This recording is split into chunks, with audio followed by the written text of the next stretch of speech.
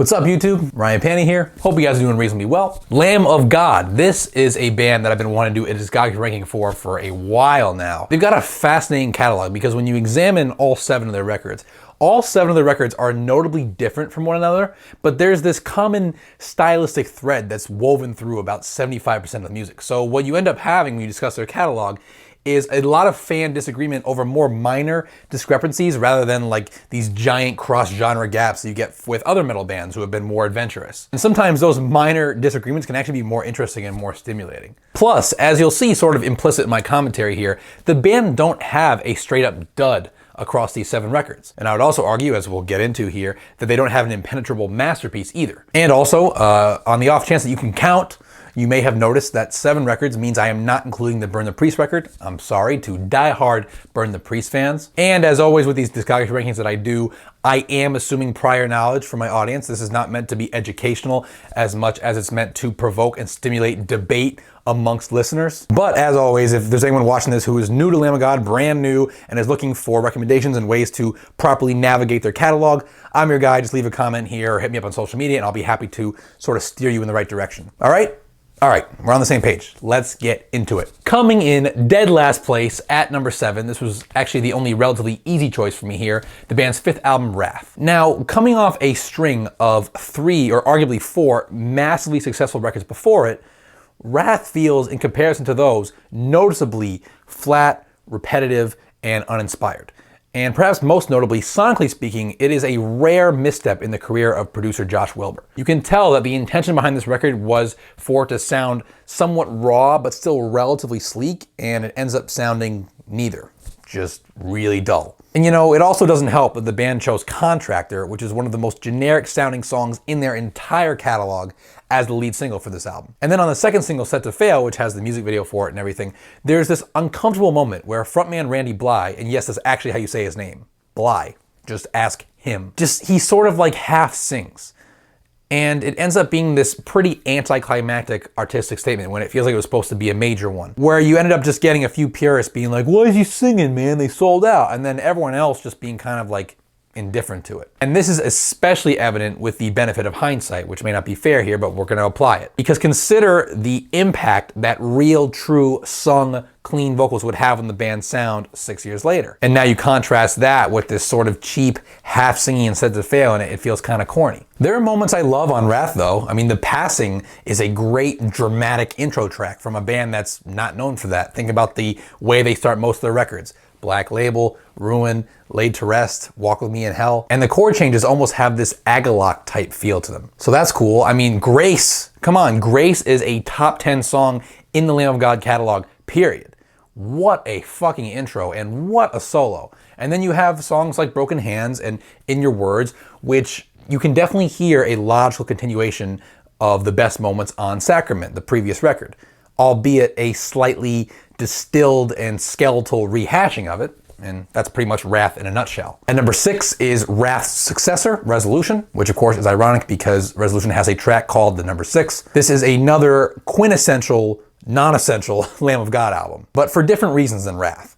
Where Wrath was flat and repetitive and basic, Resolution is explorative. And I like Resolution overall. It's a good record, but when you really sit down and run through this track list, it becomes very clear that the band overextended themselves on this one. Even to the point where guitarist Mark Morton has openly admitted that if Resolution were trimmed down quite a bit, it might be one of his favorite Lamb of God albums. And you can see why he would say that, because at the core of this record are high-energy rockers like Desolation and the especially dark and sinister Insurrection, which is one of my favorite Lamb of God songs. You got the hard-hitting single Ghost Walking. You have a song like Terminally Unique where the band's experimentation actually pays off, and in this case they're exploring some really interesting and unconventional rhythmic ideas. But then you get into the meat of the track list and you have songs like To the End, which is so awkward and so out of place mood-wise in this collection of songs. You have songs like Cheated, which is another Contractor type filler song. Invictus is another one that adds nothing here. Again, you trim off about 20 minutes off Resolution and you have a great record. But as the track list sits, it's quite a arduous navigation to get through. Number 5, likely my most controversial pick thus far, Sacrament, which is a record that, stay with me here, we would look at very differently if it existed in a vacuum. But it doesn't. It just doesn't. The fact is that Sacrament came directly after the seminal Ashes of the Wake album. And you know what? It did successfully maintain and even build on the momentum of Ashes, but it did so on the back of very, very strong singles. Not necessarily a fantastic album, and that's something that I think critics that year got a little confused. When you really break down Sacrament, the entire appeal of the record, the reason people are so fond of it, comes down to 4 songs. Walk With Me in Hell, Again We Rise, Redneck, which by the way, these are the first 3 songs in the track list, and then Black and the Cursed Sun. And then we could have a dick swinging contest about Pathetic or Descending. But the deep cuts here, they don't really hold up. More Time to Kill, that is super cheesy and lazy lyrically for someone like Randy Blythe. Foot to the Throat and Forgotten, ironically, are very forgettable songs. I'm telling you, if you put aside your love for the singles on this album, and especially your nostalgia, because now we're at 13 years that this album was released, I'm telling you, you will come around to my perspective. Or maybe you won't, and that's what the comment section's for. Next, at number 4, the band's explosive debut as Lamb of God, New American Gospel. Now we get into the records that I love. The other 3 I like, but these next 4 I fucking love. And New American Gospel, musically, is near flawless. It really is. And what I like about it mostly is that, including Resolution, it is the band's most eclectic album because they were still sort of finding their trademark sound. You have monstrous groove metal on a song like In the Absence of the Sacred, which just has crazy grooves in it. Also a powerful use of real dissonance, an element that's present on a lot of this record on songs like Terror and Hubris and Pariah. Black Dahlia too, which is a song that has sort of this front and center hardcore influence in parts and even has an Odd Time Breakdown in there. You've also got the very Black Sabbath influenced intro to the song Terror and Hubris, and this record also holds the distinction of being the Lamb of God album with the most prominent extreme metal influence. I mean, just listen to those fucking blast beats on A Warning, or Confessional too. Letter to the Unborn is practically a death metal song. I mean, it's thrilling to hear this type of stuff in retrospect. And just imagine if the band brought back these extreme metal influences in 2019. Oh my God, I would love to hear another record from them with this type of stylistic variety. Also, I should mention that as a drummer, Chris Adler's tempos on here are a lot more elastic, and Subtle Arts of Murder and Persuasion is a perfect example of this.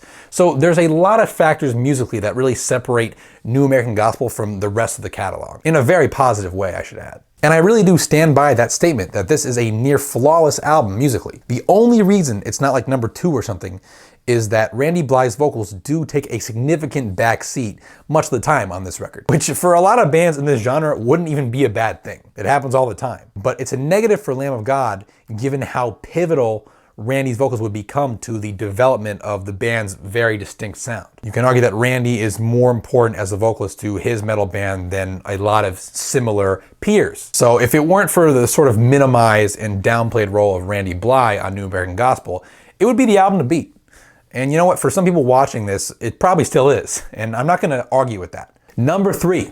Here's where I get into a bit of trouble. Ashes of the Wake. Without question, one of the definitive new wave of American heavy metal albums. It birthed timeless classics like Laid to Rest and Hourglass and Now You Got Something to Die For and Omerta. It very much helped set a new standard for the genre in the modern era.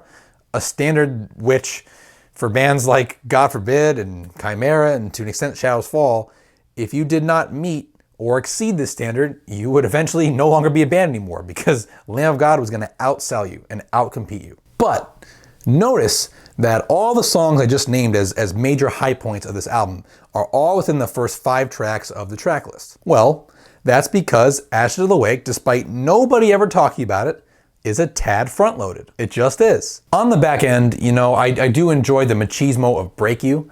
That's a great workout song. I also think that What I Become is a real thrasher, but the title track, that's a song that really surprisingly drags given the bevy of famous guitarists who are contributing to the song, but their solos are pretty underwhelming when you actually look at it from like a guitar perspective. One Gun is also a little bit bare in the riff category, and things just kind of start to drag out where you get to the point where by the time you're at Remorse for the Dead, which is the closer, you feel like you've already heard all this album has to offer a few times over. You're kind of done with this album. You were really, really excited and over the moon and hyped up in those first 5 tracks. But by the time you get to track 11, you're kind of like, all right, checking your watch. I would actually argue that New American Gospel has a much more full track list than Ashes. It's just that the high points on Ashes are so game-changing and so thrilling, and the record itself had such a major impact on the metal landscape that 3 is pretty much the lowest it can go on this list without violating some unwritten law of the universe. And I gotta say that I love the anti-war lyrical themes on here too. That's something I gotta note. These lyrics have proven to be, politically speaking, pretty ahead of their time, given that this record came out in 2004, and now we're in 2019, and even a significant majority of the Republican Party views the Iraq War as a major foreign policy mistake, to say the least. Okay, so this number 2 slot is another point where I really differ with a lot of people. 7, Sturm und Drang. God knows how much I just butchered that title, but that's what you get when you name your album 7, Sturm und Drang. So as often happens with bands that have 15, 20-year careers, fans tend to cling really tightly to past releases as the be-all, end-all, and not sort of make room for the possibility of the band making a new classic. And people definitely love this album, and it got a lot of critical acclaim, but that did happen here to some extent. And 4 years later, you definitely notice it, because when you run through this album, top to bottom, you realize that it really does beat out every album I just went through. First off, this album is so rich in lyricism. It is just lyrically head and shoulders better and more mature than the sometimes simpler and more primitive approach of the band's 2000s albums. And of course, this lyrical turn is in part due to what Randy Blythe went through going to prison for manslaughter. But it's not just songs like Still Echoes and 512, which are directly about that, but also a song like Embers, which is a really dark and personal song for guitarist Mark Morton. And just the perfect guest vocal performance from Chino Moreno of Deftones. Wow. And I also like a track like Engage the Fear Machine lyrically, which I've always taken to be about the media. The fake news media. I can't do a good Trump, I'm sorry. But yeah, musically and lyrically, this is by a mile Lamb of God's most mature album. And the track list is just airtight. It's really bolstered by, to me, the strongest deep cuts of the band's career.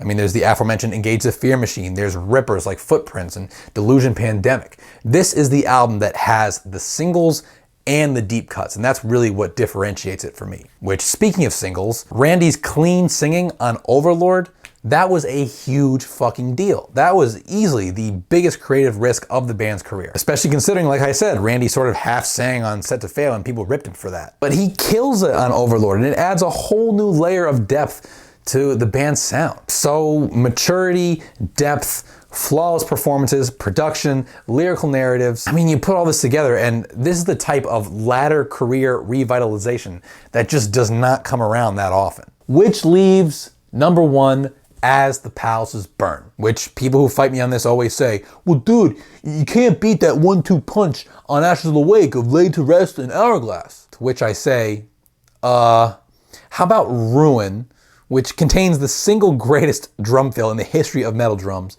and the masterful title cut, As the Palaces Burn. Is that enough for you? You know, I really do love the combination on here of Devin Townsend's slightly more raw production and the band really finding and honing their signature sound that would ultimately set them apart from their peers in huge ways. That combination on As the Palaces Burn is what makes it really, really lethal. This record is relentless, and when putting context for 2003, it is especially impressive. You know, when you put this up side by side with Ashes of the Wake, Palaces has the strong singles on the front end, just like Ashes does, but then on the back end you have just crushing songs like In Defense of Our Good Name and Blood Junkie and the dramatic closer Vigil, of course. And I'll fully admit that due to accessibility, I'd probably tell a new Lamb of God fan to listen to Ashes or 7 first. I really would. But when you spend a lot of time with their music, you realize that Palaces is actually their best record. It's really where the rubber meets the road in terms of melodic death metal and American metal just colliding and causing this genre explosion, really. It's a truly remarkable peak of not just Lamb of God's career, but the genre. And there you have it. How wrong was I? I really need you to tell me. What do you guys think of this band's catalog? I'm guessing that your lists will be all over the place for this band in particular for the reasons that I outlined at the beginning of this video. So what I need you to do is please leave a comment on this video with your ranking, and if you feel so inclined, some explanations and or hostile arguments. I'll be happy to entertain them. But either way, I just really hope you guys enjoyed this and had fun with me running through one of the best modern metal bands catalogs, period. As always, thanks so much for watching, guys. If you enjoyed this video and are not yet subscribed to my channel, please consider doing so by clicking right over here, as well as checking out any of the other rock or metal related content that I publish on this channel on a weekly basis. Really appreciate you watching, liking, disliking, commenting, engaging in any fashion. Twitter, Instagram handle @RyanPanMusic. Again, thank you so much for watching, guys, and I will see you soon.